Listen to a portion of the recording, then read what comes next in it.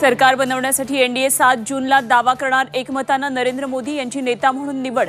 एनडीएच्या घटक पक्षांनी दिली पाठिंब्याची पत्र। एनडीए सरकारमध्ये शिवसेना आणि राष्ट्रवादीला मंत्रिपद मिळणार असल्याची सूत्रांची माहिती। मुख्यमंत्री आणि विजयी खासदार आज दिल्लीला जाणार, तर अजित पवार उद्या दिल्लीत। लोकसभा पराभवानंतर अजित पवार ॲक्शन मोडवर। आज 2 बैठकांचं आयोजन।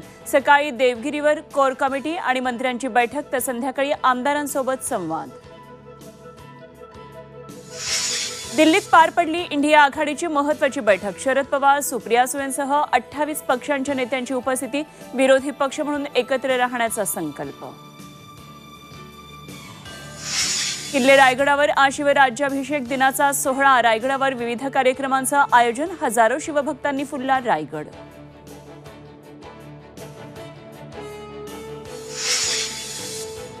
मुंबई समुद्र किनाऱ्यावर आज हाय टाईडचा इशारा। दुपारी 12 वाजता उंच लाटा उसळणार। नागरिकांना समुद्रापासून दूर राहण्याचं बीएमसीचं आवाहन।